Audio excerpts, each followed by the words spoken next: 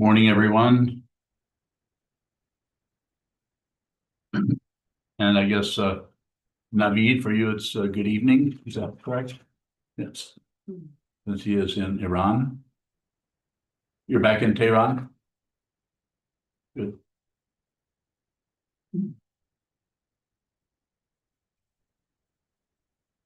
So this morning's Dharma talk is titled Dharma, Truth, the Truth.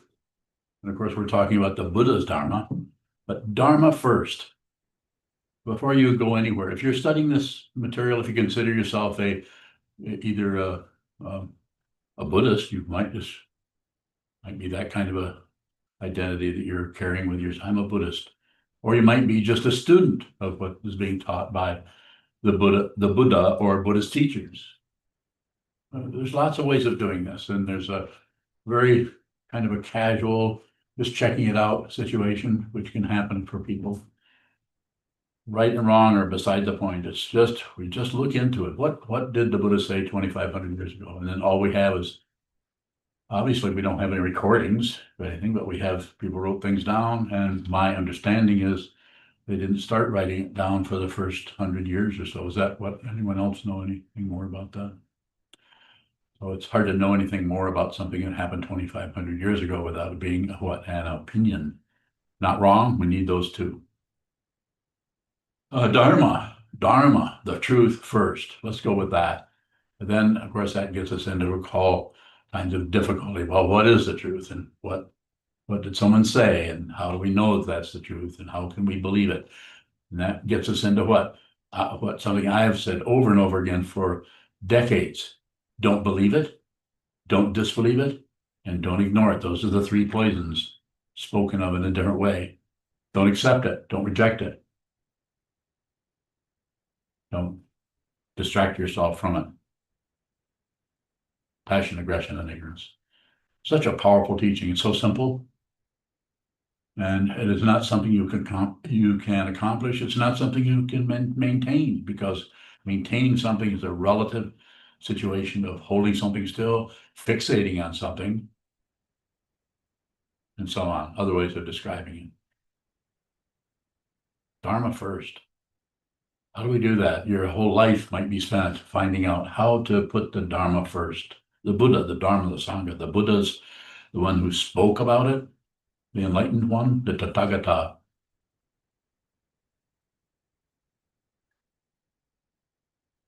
And then the Dharma, the three jewels, the Buddha, the Dharma, the Sangha.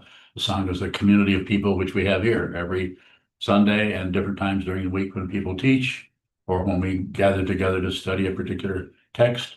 People get together and we look at this and we talk about it. And insofar as we can, we minimize, we don't set them aside or push them aside. We minimize our opinions on it. And rather than fill up that space of consciousness with an opinion or a judgment or conclusion, something like that, we allow ourselves to not know what that is exactly. This is why I often say when people come to book studies or study the Dharma or listen to me, that you don't have to understand what I'm saying. You don't have to understand what the Buddha was saying or what any Dharma text says. You do not have to understand it. What you have to do, as far as I'm concerned, you have to study it. You have to contemplate it. You have to contemplate the Dharma. Everything is dependently risen. Nothing comes from its own side as an independent being. These are concepts about something that is impossible to conceptualize. Possible. People try to do it and maybe have a little bit of success. Quite often they publish books. Sometimes if someone is born with a high degree of conceptual, intellectual power, understanding, and ability, just born to that, and they turn their mind or their time or their study to the Buddha's Dharma, they're able to elaborate it on it in such a way that it's extremely helpful to us to read what Gampopa said, or read what Jeffrey in our era, Jeffrey Hopkins said when he wrote all of his many books. Helpful. But you have to do it. You have to see it. You have to be alone. You have to turn your mind in your kitchen in your hallway, in your bedroom, in your meditation room, in your monastery. You have to sit down and be completely alone and watch what arises in the mind and falls away. If you don't do that, at least a little bit, then your mind will be tied up with opinions, conclusions, and you'll be buying into the complete illusion that is masquerading as truth. Right and wrong, should be and shouldn't be, ethics. Quite often, ethics are used to control people rather than actually fundamentally help people. If somebody comes out of ancient times, which I mean, another way of saying it, other lifetimes, and appears as a singularity called a baby, and we raise that baby, we notice that that baby and this baby is wild and crazy and has a terrible temper. This baby is just as completely sweet and really nice and agreeable, will eat anything you feed her. I mean, if any of you have children, you'll know that they're so different. And those are not just, those just didn't come out of petunias, just didn't rise out of being a petunia. They're centuries and centuries of petunias, of roses, of flowers that are coming out of just the very nature of those. They just look like individuals. And they function like individuals because the wind that's blowing on these set of group of flowers is much different than the stillness that's just down the road where there's no wind. Action, karma. Please look at it. You can find, you don't need to listen to me at all. You don't need to listen to the Buddha. Here's where you need to look and listen. Listen to this. Don't believe it, don't disbelieve it, don't ignore it. I'm only here to help you see the truth yourself. I'm not here to get you to believe in Buddhism. I don't even believe in it. You don't need to believe in a stairwell to walk up it or walk down it. You don't need to believe it. You just walk there. The Buddha's truth is very well laid out, the Buddha's Dharma. Quite often people use precepts to have their opinion, their idea, their judgment of it. When we have the 3 pure precepts, which I have a copy of all of this here, the ones that if you receive precepts formally, which you can do this on your own, you don't need to come and talk to me about it. You don't need to formally receive jukai or precepts or become a monk, but you may need some conceptual guidelines for how to do this.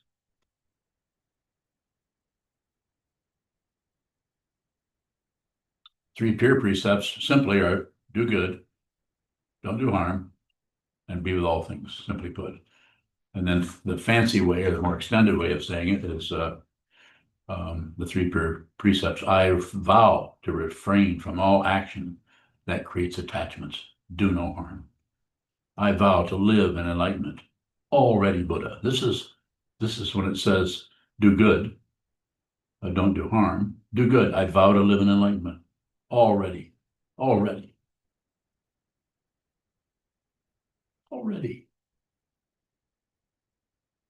I vow to refrain from all action that creates attachments. Don't push, don't pull, don't even though it looks like this needs pushing. I'm not going to put up with that. Be very, considerate. Be very tentative about any energy that starts to rise out of you that seems violent, as if that somehow is what would you call it? It's already, I feel this way, so it must be true. No, your emotions, your feelings, your thoughts, all of that is unreal. Don't believe me. Look at it yourself. Don't believe it. I vow to refrain from all action that creates attachments. Do no harm. I vow to live in enlightenment. Already Buddha. Or do good. Just basic goodness. You can do this. I know it's difficult. I know we have negativity arising. I know someone walks in the room. We were feeling fine until they walked in the room. Look deeply into what that is. Look deeply into what that is. It is not their fault. There is no such thing as blame. This is a teaching that's around way before any of us were even born. All dharmas. Dharma means truth.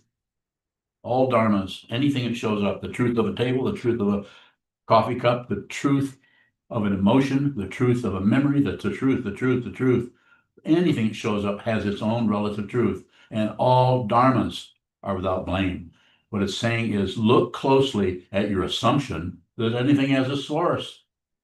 This is why they have prisons full of people, because we think that they did something wrong. You take part of your humanity and lock it up. You take the other part of your humanity and you put a crown on its head.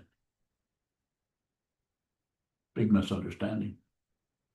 Has to be seen through awareness. You can't see it through, you can't figure this out. Sometimes we say to ourselves, I have to figure this out. No, you don't. Pardon me.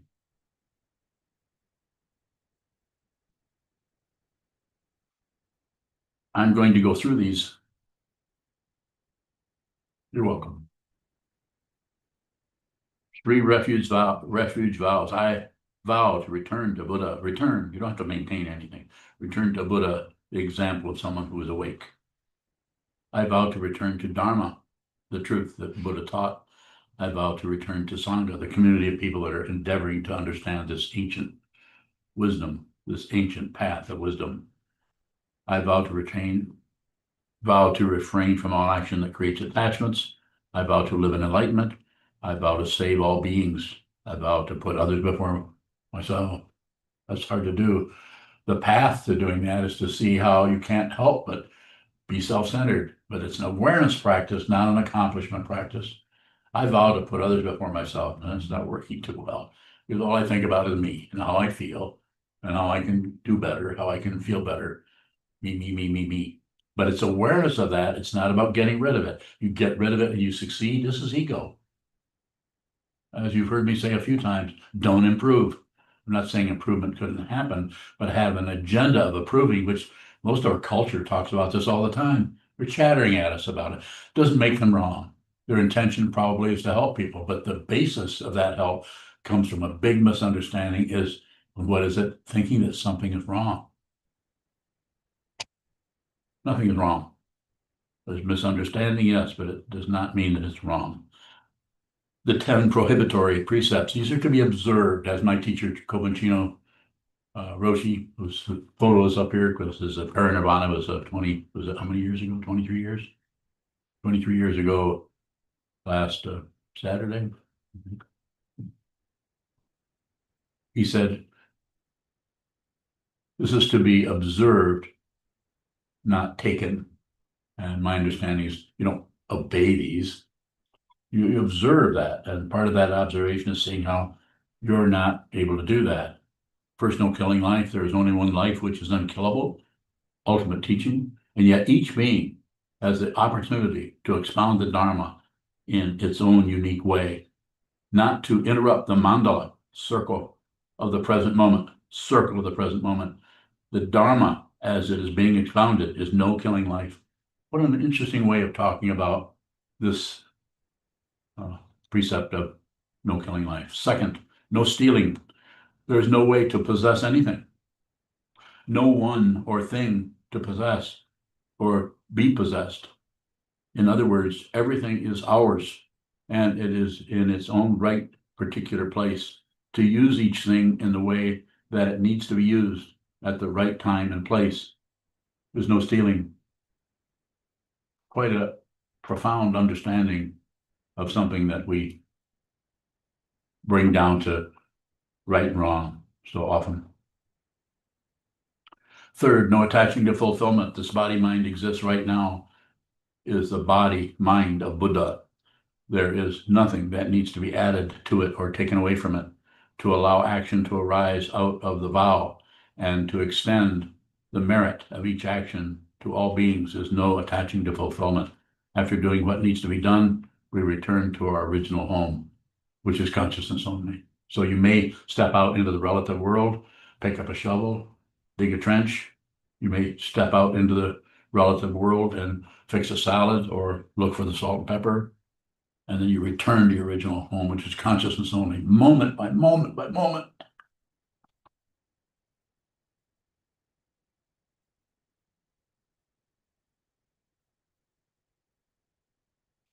Fourth, no illusory words. Basically, there's no There are no illusory words.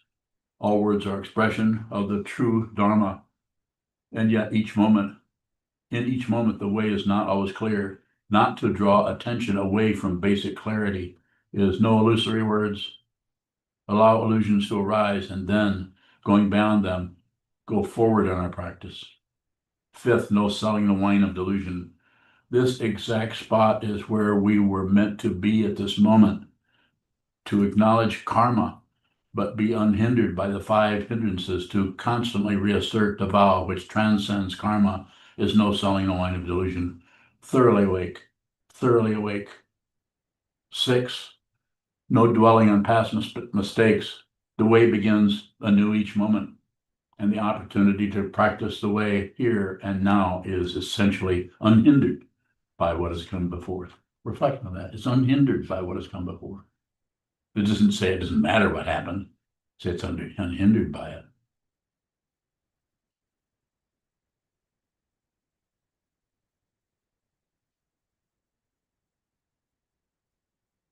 To awaken again and again in the present and allow the past to fulfill itself naturally in this way is no dwelling on past mistakes.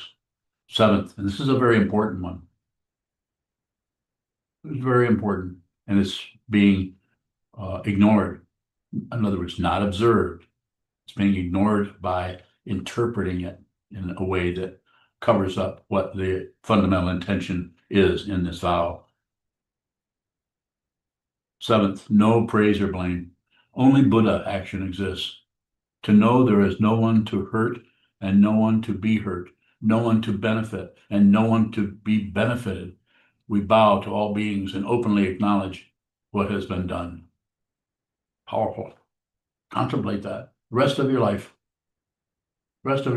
until life runs out or your misunderstanding about the nature of what is in front of you is clarified. And when that becomes clarified, you will not see anything. Don't believe anything I'm saying. You might say to me, you could say to me, well, aren't you seeing something? No, I'm not. I don't see anything else. It's empty of other. This is all empty of other. I live in this. It's not a bragging point. I'm not getting a big merit badge or a bronze star or a crown. It's just the truth. 8th, no hoarding materials or teachings. Each being thoroughly expounds the Buddha Dharma. One robe covers all. What is there? What need is there to emphasize or attach to certain words or objects?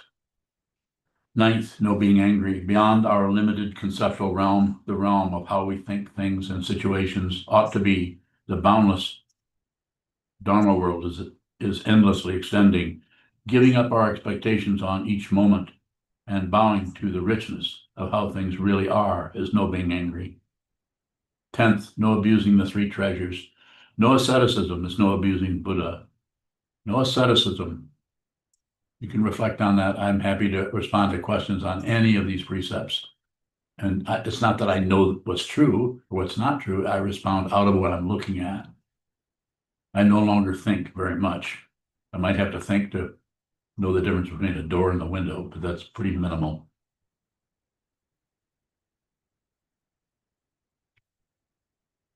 No standpoint is no abusing Dharma. No standpoint. Reflect on that. And how do you practice that? You see how you continually protect this insane ego and self-centeredness by taking a standpoint. Well, I know this. I know right from wrong. The whole world is doing this. The world is crashing and killing itself and ripping itself apart. Excuse me, we've been ripping ourselves apart for centuries and centuries and centuries. There's only a few people, a very few, who actually want to see the truth.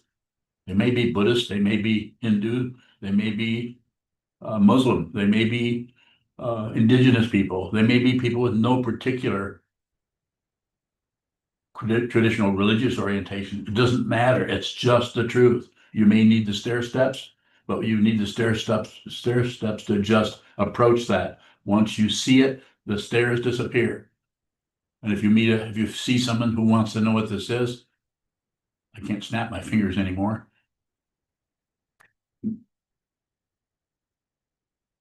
Thank you. But when you do that, the Dharma appears as it needs to be for the person who's sitting in front of you who says, can you help me? Then you'll be able to do that, but not out of relative knowledge. It's called wisdom. The last one is no self. No solid being here. There's no abusing Sangha. If you think there's a self that's right as opposed to other people who are wrong, this is abusing the Sangha. And it's interesting how people who get into that situation will start to accuse others of doing things like harming others, chasing them away from the Dharma, whatever, just any kind of stuff about that. I can respond to questions now if you have them. I can also continue to talk. Yes.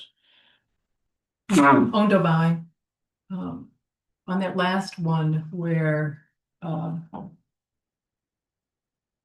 we're hearing from others that this is wrong, harmful. Gossip. And yet that seems to then create a desire to do the same thing. We're being pulled into Warfare. Yes. How do we look at that and help ourselves not? In this situation right here, I would say just train your mind. Now, this doesn't mean that if someone doesn't approach this situation in a relative way, that you might not have to respond in a relative way. We live in a relative world. We live in a world of whatever, culture, laws, rules, society. We can't ignore that, and we can't move the monastery to a mountaintop, although sometimes I'd like to be on a mountaintop where you can't even get there, like they did in ancient China. Well, actually, in modern China, monks were, when the communist regime, Mao Zedong, came took over power in China, the monks just went to the mountaintops. And if you've seen any of those mountaintops, you can see it'd be pretty hard for anybody to chase them or catch up with them. Just go up in the cave and continue to practice the Buddha's Dharma more.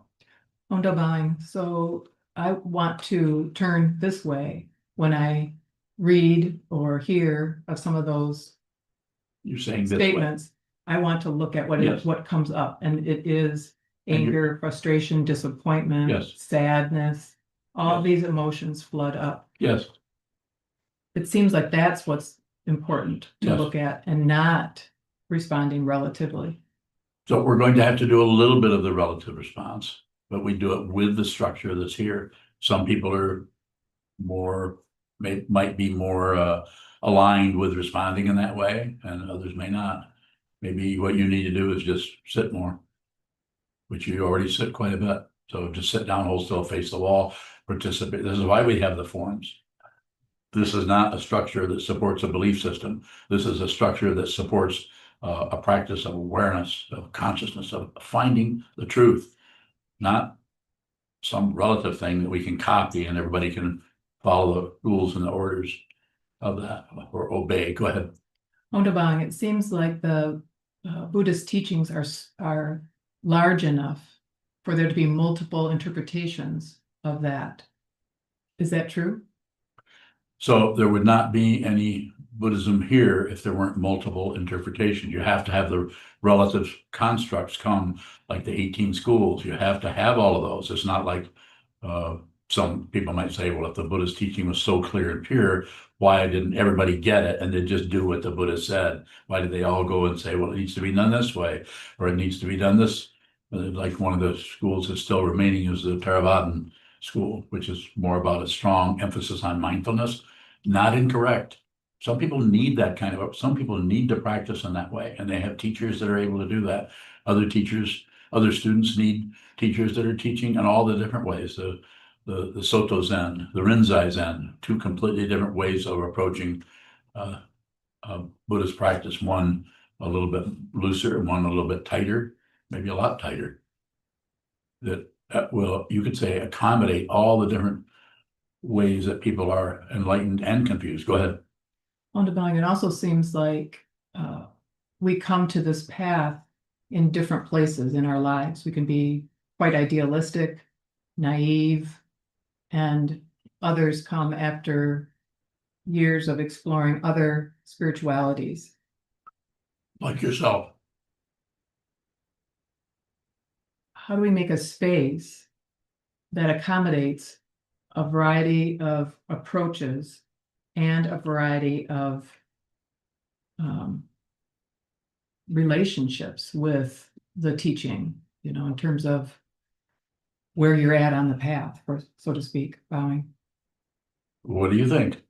You're here, been here for years. You see people come and go. You see all the different variations in the way people practice. Some people are very, very intense and want to receive jukai, want to become monks, want to move in the monastery. Some people actually do come in here, and I'm just saying this descriptively, not trying to judge anybody. Everyone has their own path and has their own difficulty, but some people come in and it's just, they can't do it, and it's just too much. But rather than just leave it and find another path, instead, they might leave it and then need to do some blaming here and say that this place is wrong, even though other people obviously have other people are very much helped by this way of teaching, coming from this teaching person and this structure, these forms, very appreciative of it, and might feel quite irritated by other people not liking it, leaving, but instead of leaving, because when you have something that is relative truth, you have a bundle of evidence, and if you leave the situation, the evidence all collapses. So then you have to do something. I gave a talk here not too long ago, gathering or grabbing for evidence. When you see that what you've done is not working so well, then you have to go and find more stories about it that support your original movement, which was to do something. In this case, leave the teaching, leave the teacher, leave the monastery, leave the sangha, leave, and then try to, am I tracking a little bit what you're asking about? Ondabai, I'm thinking of how, because the community has bifurcated. That's a way of talking about it. I wouldn't call it bifurcated. It's not two. Here's the community.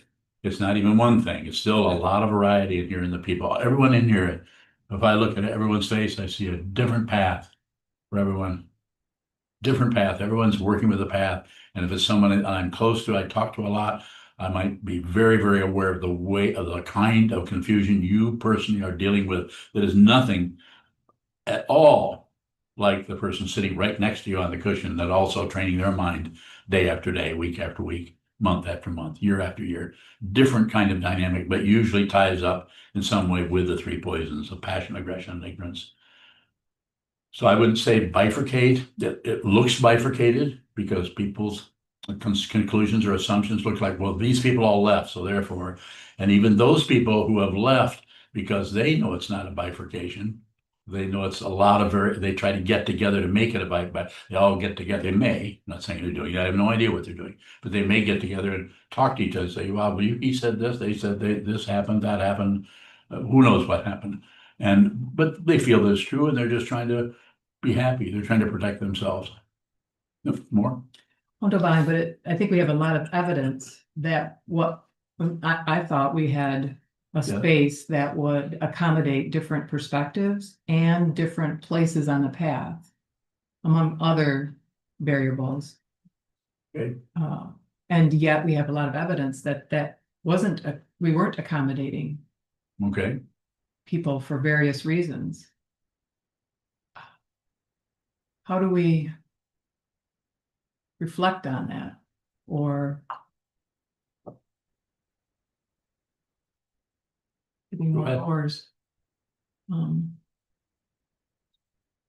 you digging yourself into a ditch? I might be, but I'm okay with that. What is your question? What do you want to know? I want to understand how we could go from thinking that we had this open space where there is a wide variety can be accommodated, to now looking at that we didn't have a wide enough space to accommodate everyone. You could speculate that maybe we were too open. Maybe the forms weren't strong enough. Maybe we didn't say you can't even live here unless you follow these forms, or unless you show up every day, unless you meditate 25 hours a week, something like that. Some people do that here, as you know, and some people meditate an hour a week or 2 hours a week. They're not told to leave. We try to meet people where they're at. The downside of that, or the upside of that, is we are trying to meet a lot of different people. We have a monastery where lots of people come and go, not just monks. So perhaps, we're learning a lot. I never trained in a monastery. I just trained a lot on my own with two different teachers. And here we are. I don't know what, I'm not interested in patterning this after another monastery. I want this to be a family monastery. And the upside of that is not a bad idea to have instead of moving to a mountaintop away from society, to do it right in the midst of society. What we're experiencing here is the downside of doing this. It's difficult. It's difficult. There's going to these kind of challenges. These kind of challenges are not particularly surprising. It's just that we're really close to the heat. We're really close to the heat of the three poisons. All the hell realm, the jealous God realm, the hungry ghost realm, the God realm, the human realm, animal realm, all right here all the time, really intensely, because we not only have a spiritual practice, but we also have the karma that all of you and all the people who have gone another direction have brought into this. So it's very, very uncomfortable. We're not failing. This is not failing. People can say all they want. This is coming apart. And as you've heard me say many times, you can't destroy this. Might be able to kill me. Or you might be able to burn the building down or take us to court. And so all of our money goes away and we don't have, we have to sell the building. And, that's where you're going with it. Yeah, that could happen, but you cannot destroy the truth. You can't. I'm looking at it and I'm inviting you to do the same. You want to see it? You look here. You don't look out here. This is all illusion. This is unreal. Look within. It's not the blood pumping organ. This is just a way of talking about consciousness. There is no location for it in time or space. If you think there is, you'll continue to suffer and blame others for how you feel. This is all that's happening. It's just an intense, huge display of the nature of the three poisons: passion, aggression, ignorance. And as you know, as I said before, when people leave, they need to team up to make it some kind of a grouping of people who all agree. They don't agree. Might take 3 more months or 3 years, but there will be no, I can't remember some of the names of some, I'm not going to name the groups by any means, but groups of people have gotten together and decided they want to analyze something, condemn it because of their suffering. Go ahead. Well, divine, so that brings me back to, you're talking about putting the Dharma first. How do we put the Dharma first in this situation where there are clearly people who are dissatisfied with this situation? The way you put the Dharma first is whatever arises in your mind or out in the world, receive it. And if you can, don't add anything onto it. But if you do add something onto it, as soon as you see that you're adding, immediately receive that. Everything needs to be seen in terms of generosity, not in terms of greediness. Don't polarize it. Don't go to war with anything. This does not make you a weakling. Receive it, receive it. It's getting worse out there in the so-called field, or the distant people who have gotten away from, as it says, you get too far away from the teaching or the teacher or the mandala, you don't get enough heat in terms of the spiritual path. It gets pretty cold out there, so you start to get together with the other people, team ups or something like that, attack what you thought was hurting you. So coming back to your question, go within. We still have a building still. We still have a small community. It's smaller, but the people who have left are not all on the same page, other than confusion. Go ahead. Wonderbai, how do we, it seems like for me, I resonate with the teaching here. I resonate with the forms. Yes. Is that the truth? What? What do you want to know? When you say go in here She and tried to trick me. this is the truth, this is where we find the truth. How do we? Yes, here. How do we know that is the truth when we Yes. resonate with it? Anything you're resonating with is a path quality of being able to meditate, being able to study the Dharma, and everyone comes here with different kinds of karma, different past, not only this lifetime, how you were treated from the time you were born in this life, but consciousness as it goes back through the centuries. So all that is going to show up here in different ways, and it's dependently risen, and there's no source for anything. You cannot find the first cause for anything.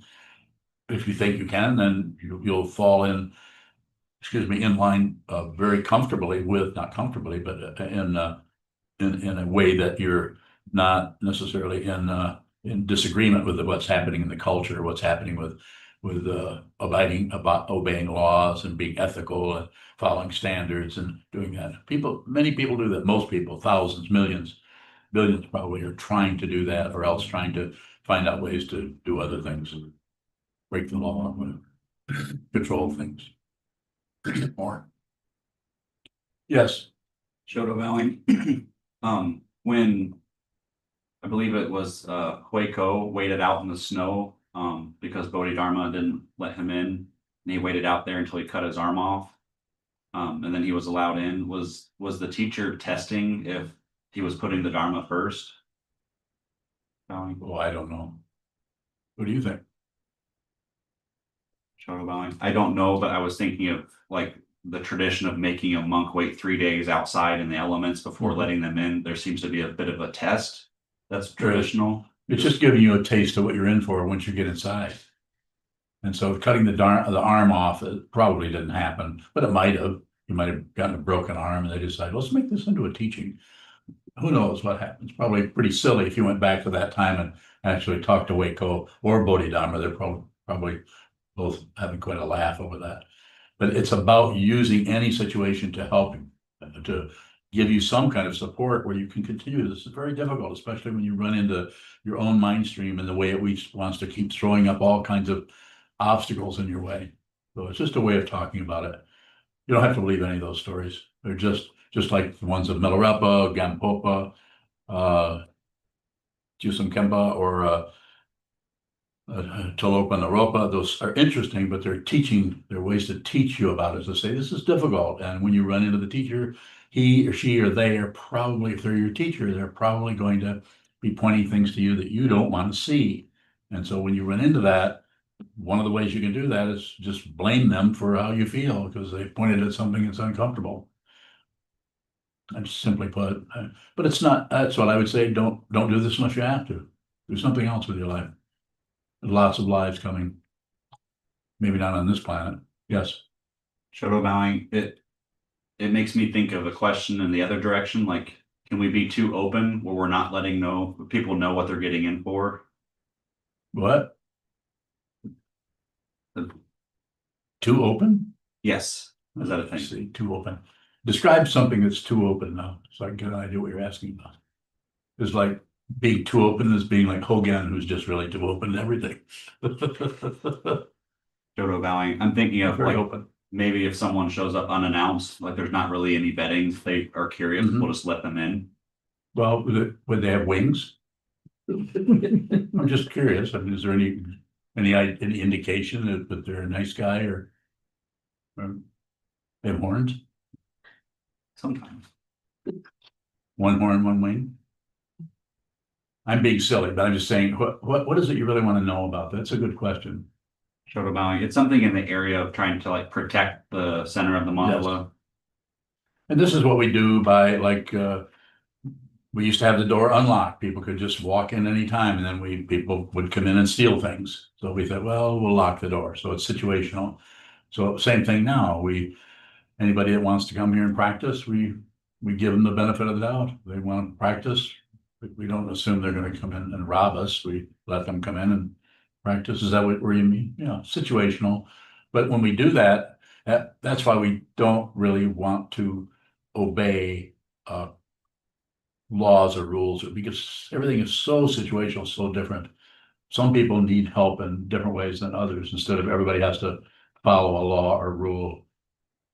That's why I don't set up some kind of a standard about how much you, as a student, I just talked to someone recently who was concerned that I would be telling that person they had to block set once a week. And I said, no, I think it would be good if you did, but you don't have to. We'll talk about how you never block set. That'll be our interview, our Dokuzan, about how you never do that. So it's always about awareness.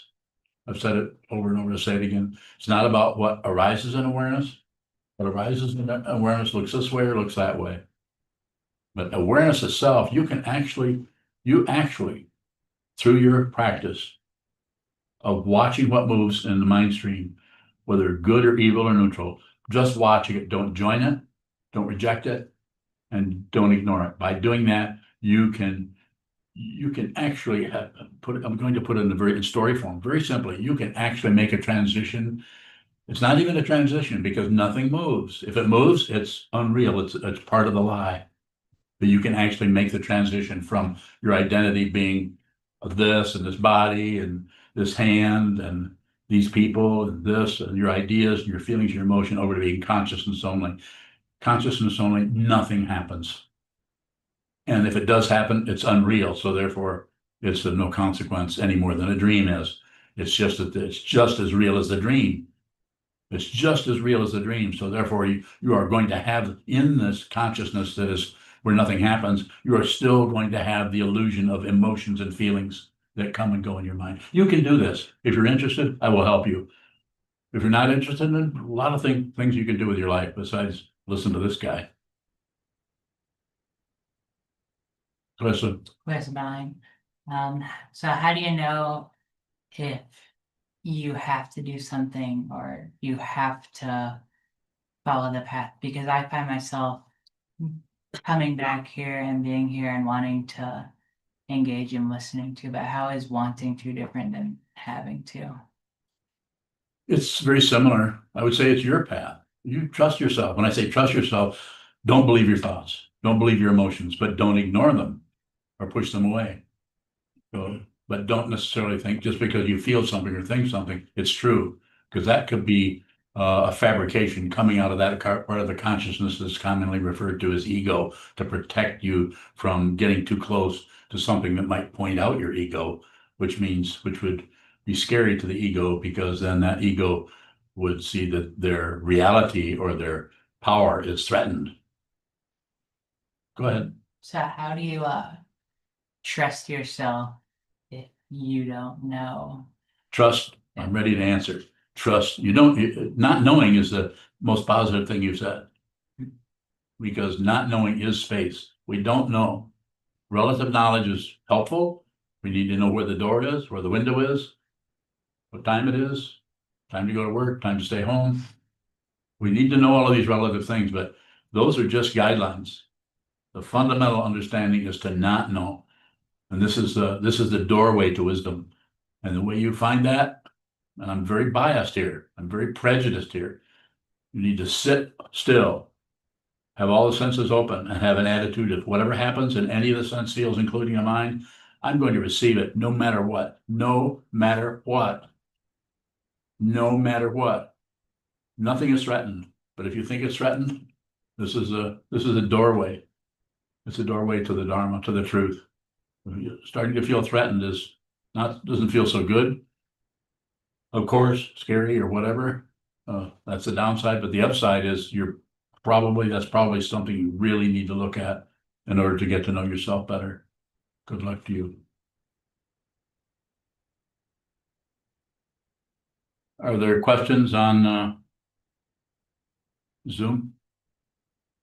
James, your hand must be getting very tired. I need to respond to your question, so go ahead. James Bowing. Ain't it kind of strange that when people have evidence, it seems like they get sued less of their that.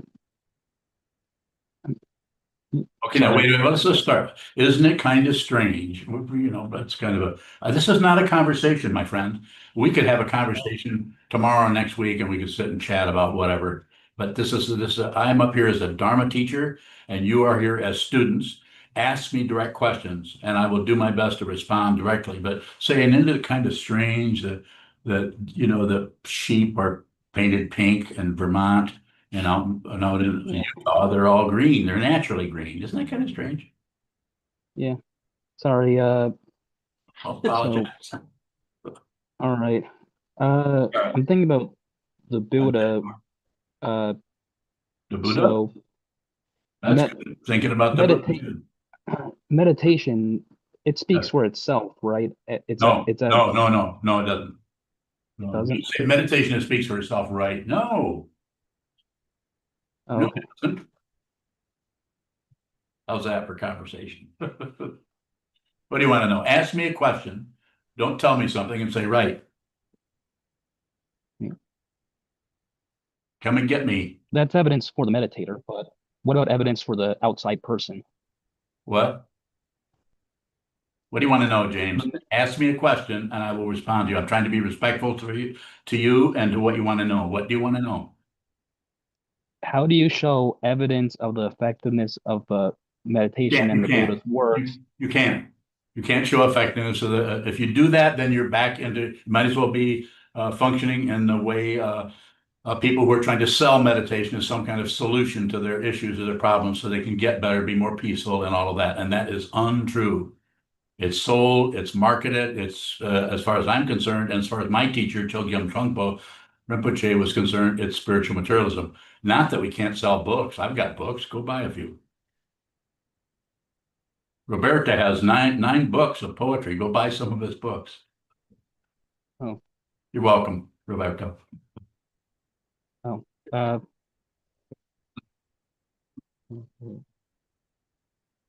Go ahead, James. Don't let me hold you up. sorry, just the thought kind of started slipping in. I was just gonna try to, it's loud here. I was gonna ask about how outside people, you know, without any evidence, they can say anything from cult to whatever, I've noticed. and how you feel about the practical side of having to, you have to give those people evidence to stop them. Nah, no, you don't. There's no point in fighting with it. It's just people are going to live what they do and they're going to blame and they're going to do whatever they want to do. And we just, we might have to do something, but I mean, as I said to Ashoto a little while ago, it has to be situational. We're not just going to open the door and have a standard where everybody's welcome. No, we might close the door to some people and kind of vet people a little bit when they come in. Why do you want to come here to meditate? There's the wall. You want to come in here to steal somebody's purse? Then not such a good idea. Very situational. I go to the next question. Is there one in here? Yes, Aaron Bowing, Aaron. can you explain or talk about the role of the protector spirit, specifically Yeah. who you have in the corner? Yes, so that's a Mahakala. So the idea that comes out of the Tibetan tradition, excuse me, and the idea of protection is it's like it's very similar. It's very practical. I mean, it might seem kind of exotic and weird because we've got a negative kind of image up there, but we use the negativity. We don't get rid of anything. We use the negativity, the positivity. We bring everything in. Everything is brought in. And so just like you have walls are very negative if you try to walk through them. Have you noticed? You need a door, you need a window, you want a window to look through it, a wall to walk through it. I mean, did I get that right? No, a door to walk through it. Yeah, double doors are great. So it's not exotic. It's very simple. It's just the idea of asking for protection. When you ask for protection, we're talking directly to consciousness, not to some kind of spirit somewhere. But we need some kind of image, just like we need an altar. This is just a chunk of wood up here in the shape of a guy. And we put gold leaf on his face and his hands to make him look important. But the fundamental importance is here. But you might need this to start with. You might need something to bow to. You might need the sevenfold Mahayana Puja, which is just a bunch of empty things that we do, but we need something to bring us because the mind is so attracted by everything on the highway, every site we're looking at, billboards of ego everywhere, drawing this way, drawing this that way. So this is a way of bringing our mind to something which is looking right at the negativity. It's a very negative image in Tibetan Buddhism, hundreds and hundreds of years old. They had an understanding back then that they understood how to work with the polarity of positive and negative, and they used negativity into the Dharma. This just happens. I can't speak to it because I'm not a historian in other religions, but even Christianity used, was it gargoyles or something on the corners of the church to some kind of understanding of using the negativity, bringing the negativity of people's minds and just the world in general to actually protect the church or protect the Dharma. More? Aaron Bowing, what's in contrast the role of compassion or Tara? It's the same thing, just energy. Energy just shows up. And the energy, if you or me or any of us are all about operating out of fear, then we're going to look for something that's supportive and helpful and safe. Tara, white Tara, green Tara. And if we're tied up in any direction, we might have to join with the negative because we're so much negative karma. We might go in the negative area and justify our anger, justify our rage, and try to do terrible things and justify it. So it's just energy. And the fundamental situation is without an opposite. It's fundamentally, there's just love. At the risk of getting a little bit romantic here, it's just love. There isn't anything but that. It just masquerades as all kinds of things. And when it does, as far as the Buddha's Dharma, as far as skillful means, upaya, we use the energy as it approaches. We don't push that away because it's negative. No, you're welcome. Everything is welcome. Is that helpful to you? Aaron Bowing, do you have any advice on unifying positive and negative thoughts? They're already they're already together. You don't have to unify anything. It's already, but it has to be seen. You have to see it, and here's where you see it. You won't see it through intellect or thought or judgment or evaluation or conclusion. Conclusions are lies. They're sometimes they're very powerful. Sometimes we need them relatively. We have to conclude something. We're out of gas, so we have to stop at a gas station. So relatively, this works very well. Very well. That's why it's so convincing.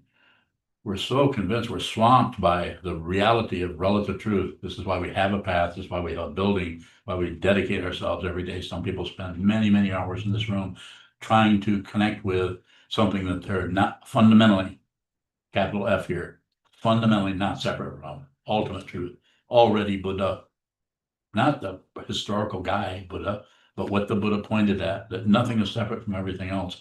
And something that was pointed out to me in 1977, June the 1st, when I was in retreat, that nothing sleeps anywhere. Nothing has ever slept. There's just, everything is always awake. White Tara, green Tara, Mahakala, not to differentiated. There's this person, that person, there's this protector, and there's this savior. You practice Tara, don't you? No. So do I. Any other questions? No. Further questions here in the room? We'll take a few. Yes, Natsumi. Natsumi Bowing. How can we look at the precepts? They all seem to sort of build on each other or interrelate to each other. And I'm wondering if you can talk about how one precept is not separate or related to the others. I just think that they're structures and some of the precepts in your life as you're going along may show up to be more important than others. So they're just different ways of relating to something that is the same thing. Nothing is separate from anything else. But in relating with the separation, sometimes we need some kind of a structure. All dharmas without blame, or the precept, the last one is no standpoint. There's no abusing dharma. All it's saying there is saying that it's not saying don't take a standpoint. It's saying, my understanding is just observe the way you're using a standpoint to support your self-centeredness, your ego, your narcissism, or your standpoint of being right as opposed to someone else being wrong. No such thing. Relatively, yes. In the courtroom, sure, that's what they're working with is relative truth all the time. There's no mention. Well, I guess they put their hand on somebody's book. You know about that? Heard of it. I've heard of it. So did I get close to what you're asking about? If you could sharpen that up by giving it a more precise, pick out a concept or pick out a precept, and maybe we could talk about that one if there's one that's showing up for you. It seems like I find that I come back to the second pure precept, already Buddha. Yes. And that seems to help with including the ways that we can't adhere to some of the other precepts. Yes, that's fundamentally if you look at all these precepts, there's probably one or two that is going to be the one you'll return to because of the way karma is showing up in this particular woman in this particular time. This is an illusion. This is an illusion. You're not even a human, let alone a man or a woman. These are illusions.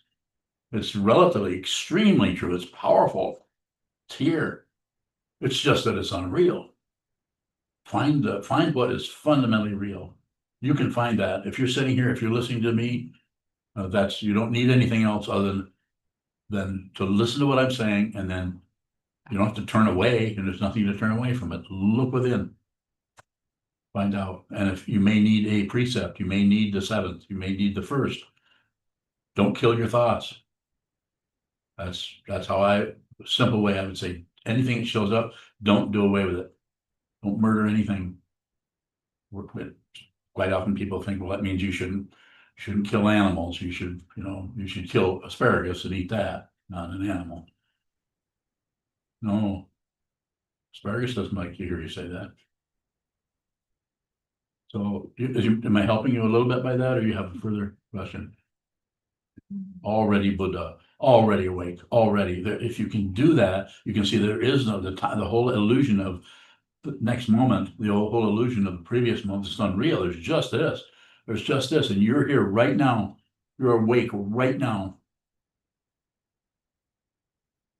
Completely. There isn't anything happening. Have you noticed how your mind just stopped briefly? How about now?